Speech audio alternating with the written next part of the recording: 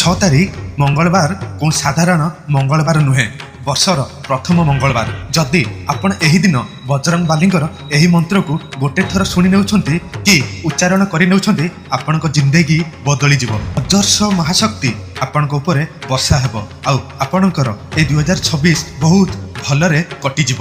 ଆପଣଙ୍କ ଘରେ ଧନ ସମ୍ପତ୍ତି ପରିପୂର୍ଣ୍ଣ ହୋଇଯିବ।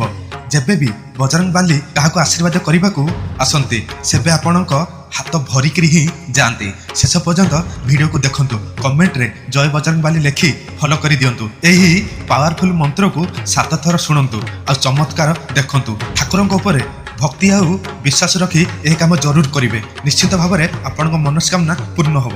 ଏବେ ଶୁଣନ୍ତୁ ଏ ପାୱାରଫୁଲ ମନ୍ତ୍ରକୁ।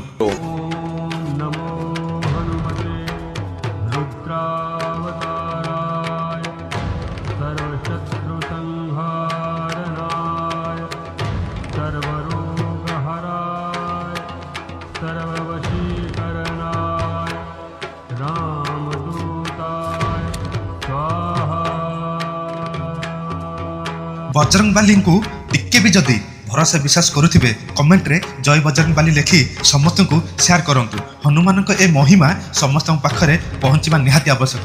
ଏମିତି ଅଧିକ ଭିଡ଼ିଓ ଫାଷ୍ଟ ଦେଖିବା ପାଇଁ ଏବେ ହିଁ ଫଲୋ କରି ରଖିଥାନ୍ତୁ। ଜୟ ବଜରଙ୍ଗବାଲି, ଜୟ ଜଗନ୍ନାଥ, ଜୟ ଜଗନ୍ନାଥ, ଜୟ ଜଗନ୍ନାଥ, ଜୟ ଜଗନ୍ନାଥ।